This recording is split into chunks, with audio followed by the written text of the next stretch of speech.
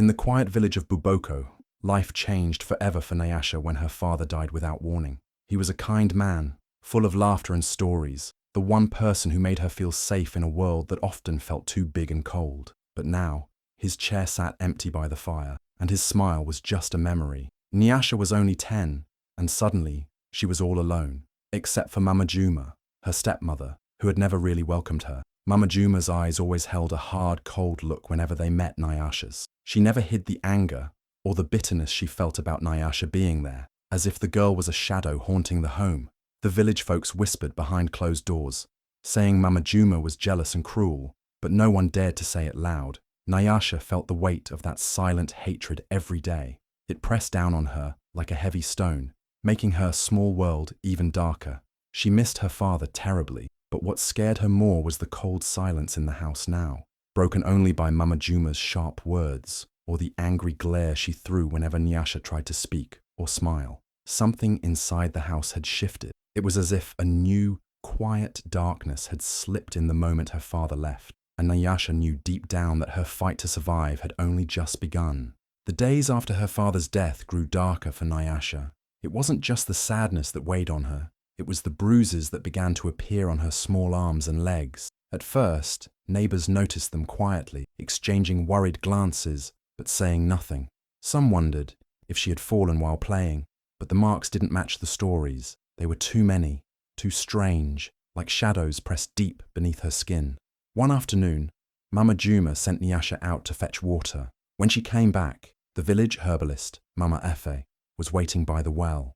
Her eyes were sharp and kind, but full of worry as she looked at Nyasha's bruised arms. Mama Efe whispered, "That child's spirit is being hunted." The words felt heavy, like a warning carried on the wind, but no one else dared to say it aloud. They all knew Mama Juma's anger wasn't normal. It was something darker, something that scared even the bravest. Mama Juma ruled the household with silent cruelty, and the villagers knew better than to step in. They watched in silence, afraid of what might happen if they spoke up. Nyasha felt it too, a cold fear that wrapped around her heart whenever Mama Juma was near. The bruises weren't just from harsh hands. They felt like marks of something deeper, something invisible chasing her spirit. At night, when the village was quiet and the stars blinked softly overhead, Nyasha would hear whispers, soft voices carried by the wind, warning her to be strong, to hold on. She didn't understand all the words, but she knew she wasn't alone. Somewhere, beyond the fear and pain, something was watching over her. Yet every day, the silent evil in her home grew stronger, and Nyasha's hope felt thinner, like a flickering flame struggling to stay alive. Mama Juma's anger was like a quiet storm, growing stronger with each passing day. One evening, while sitting near the fire, she overheard the villagers talking in hushed voices about wild dogs coming back to the edges of the forest. These weren't ordinary dogs. They were fierce, wild, and hungry. The stories sent a chill through the village, and Mama Juma's eyes darkened with a new kind of cold. A terrible idea took root inside her mind. If she could get rid of Nyasha, the girl who had become a constant reminder of what she hated, no one would ask questions. She could tell the village Nyasha had run away into the forest, lost and scared. The wild dogs would be the perfect cover. No one would suspect her, and she could finally be free of the child who didn't belong. That night, Mama Juma sat alone, her face shadowed by the flickering firelight. She whispered to herself, planning every cruel detail. They will think she ran away. The dogs will finish the rest. Her voice was low and steady, like the calm before a deadly storm. There was no kindness left in her heart, only the cold certainty that this was the only way.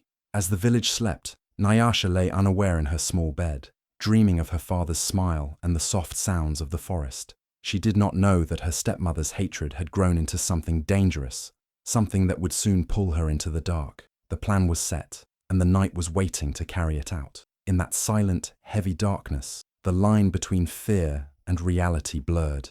Mama Juma's choice wasn't just cruel, it was a twisted kind of evil that used the wild, untamed world as its mask. And for Nyasha, the fight to survive was about to become more real than she had ever imagined. The storm raged fiercely that night, thunder shaking the sky and rain pounding like drums on the roof. Nyasha's small body trembled as Mama Juma grabbed her roughly, pulling her out of the warm house and into the wild darkness of the forest.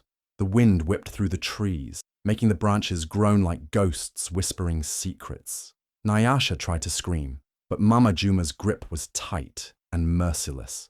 The girl's heart pounded loud enough to drown out the storm, fear flooding every inch of her. Deeper and deeper into the forest they went, the trees closing in like dark walls, swallowing the small girl whole. Finally, Mama Juma stopped by an old tree, its bark rough and cold against Nyasha's skin. She tied the girl's hands and feet tightly to the trunk with thick, coarse ropes, leaving her helpless and alone. Then, with a cruel smile, Mama Juma rubbed raw meat onto Nyasha's torn clothes. The smell was thick and heavy, mixed with the wet earth and the scent of rain. As Nyasha's eyes filled with tears, Mama Juma turned and walked away, her footsteps fading into the night. The distant howls of wild dogs started to rise, low and hungry, echoing through the forest like a terrible song. The sounds grew louder and closer, sending a wave of icy fear crashing over Nyasha's small body. She struggled against the ropes, but they were too tight, cutting into her skin. The cold rain soaked her through, mixing with the tears on her face. She was trapped, left to the mercy of the wild creatures creeping closer with every heartbeat. In that moment, Nyasha felt more alone than ever, abandoned by the world she once knew, surrounded by shadows and howling danger. The storm above roared on, and so did the wild dogs, closing in fast. There was no one coming to save her, no one but the forest itself, and whatever mysterious power waited silently in the dark. The wild dogs' howls grew louder, their eyes glowing like fire in the dark as they moved closer to Nyasha, their hungry teeth bared. Her heart pounded in her chest, every breath sharp with fear. The ropes bit into her skin, cold rain soaking through her clothes, and the raw meat scent hung heavy around her, drawing the dogs near like a deadly magnet. But just as the first dog lunged forward, a sudden silence fell over the forest. The howls stopped. The dogs froze, their bodies stiff and tense. From the shadows between the trees, a quiet, powerful presence stepped forward, a mother leopard. Her golden eyes shone bright in the night, filled with calm strength and fierce protection. The leopard moved slowly, gracefully, placing herself between Nyasha and the wild dogs. Her muscles rippled beneath her spotted fur as she growled low and warning. The dogs snarled back, but they did not move closer. It was as if the forest itself had sent this fierce guardian to protect the girl who had been left alone and scared. Nyasha's breath caught in her throat as she watched the magnificent animal stand tall, fearless, against the pack. The leopard's eyes met hers for a long moment, and Nyasha felt something strange and powerful stir deep inside her, a feeling of hope, of safety, like the spirit of the forest had reached out to her in her darkest hour. The rain slowed to a soft drizzle, and the wild dogs slowly backed away, disappearing into the shadows where they came from. The leopard stayed by Nyasha's side, calm and watchful, as if saying, "You are not alone." In that magical moment, the forest wasn't just trees and animals. It was alive, breathing, and choosing to protect the girl who had been cast out. Nyasha's fear began to fade, replaced by a strange, growing strength. Something had shifted. Nature had its own plan, and it had chosen her. For the first time since the storm began, Nyasha felt a small spark of hope flicker inside her heart, a promise that she might survive, and that she was meant for something greater than pain and fear. Nyasha's body gave out, overwhelmed by fear, cold, and pain. Her eyes closed, and she slipped into darkness, her breath shallow and her heart heavy. When she finally woke, the storm had passed, and the forest was quiet, almost too quiet. At first, she didn't know where she was. Then, slowly, her eyes adjusted, and she saw the leopard sitting nearby, calm and watchful, as if guarding her with silent strength. The wild dogs were gone.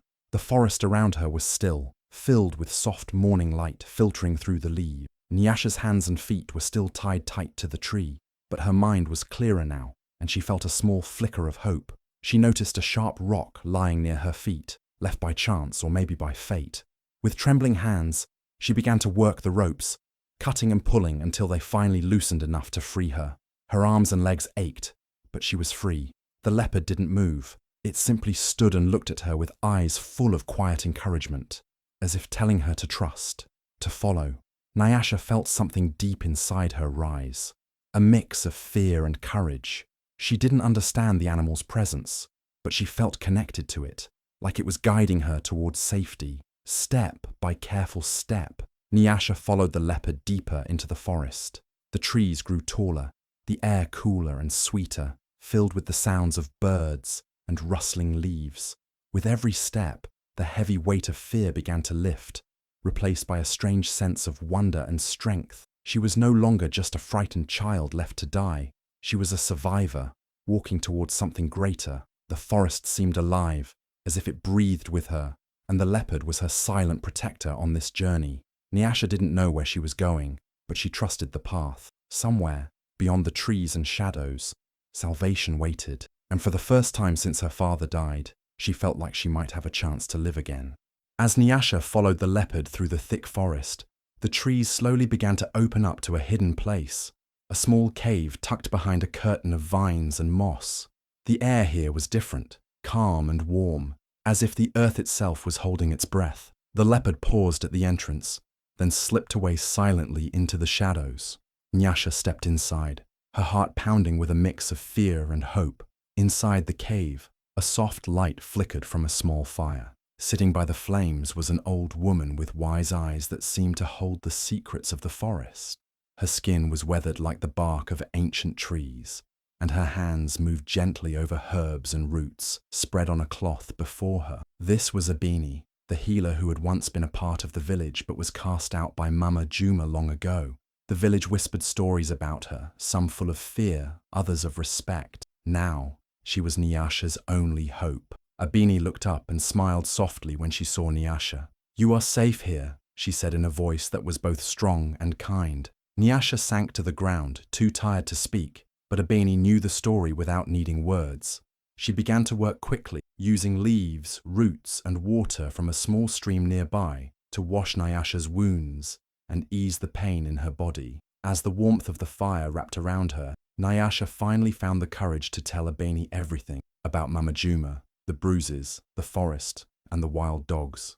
Abeni listened carefully, her eyes darkening with anger, but also shining with fierce determination. "Mama Juma fears the power you carry," she said quietly. She tried to destroy what she could not understand. For the first time, Nyasha felt seen, not just as a scared child, but as someone with strength, something special hidden deep inside her. Abeni promised to help her grow stronger, to teach her the ways of the forest and the old healing magic that Mama Juma had tried to bury. In that secret cave, surrounded by ancient trees and the fire's glow, Nyasha's spirit began to rise. She was no longer alone. With Abeni by her side, she was ready to fight back, not with anger or fear, but with the quiet power of a girl who had been chosen by the wild itself.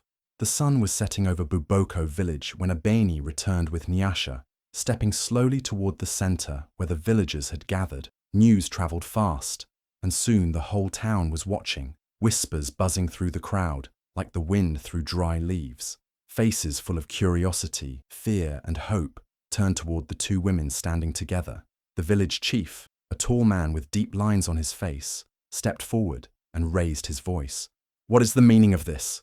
he demanded, eyes sharp as he looked at Mama Juma, who stood nearby trying to keep her face calm, but her eyes flickered with fear. Nyasha stood a little taller now, her bruises fading, her spirit stronger. Abeni spoke with quiet power, telling the truth about what had happened, the cruelty Mama Juma had hidden.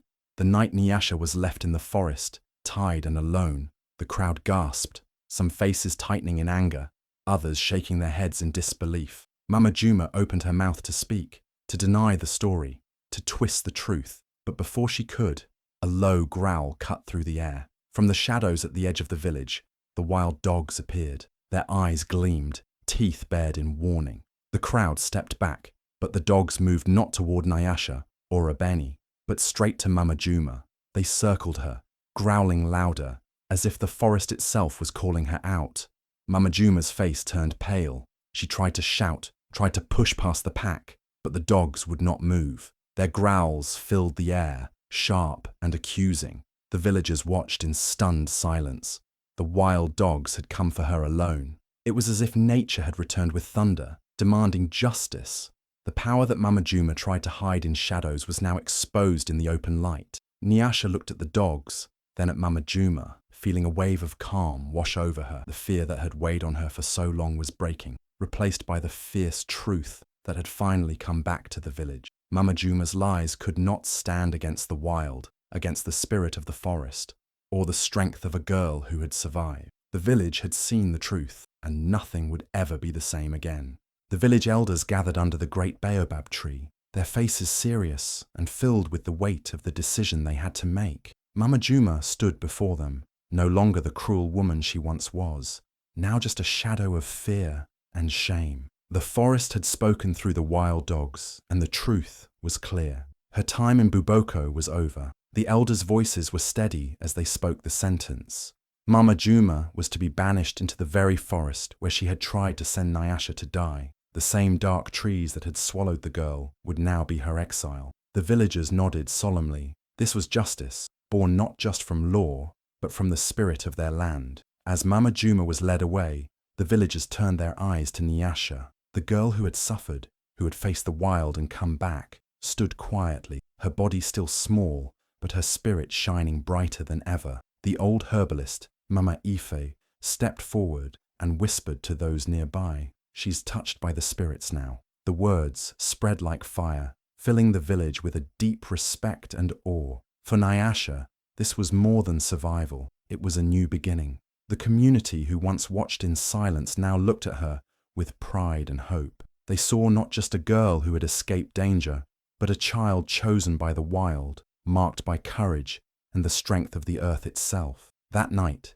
the village lit fires and sang songs to honor Nyasha's spirit. The air was filled with warmth and light, a healing that had been long overdue. The pain of the past still lingered, but now it was balanced by the promise of something new, a future where fear would not rule, and where nature's power could protect the innocent. In the heart of Buboko, the story of Nyasha was no longer one of sorrow. It was a story of justice, of healing, and of the wild spirit that refused to be broken. The village had found peace, and so had she.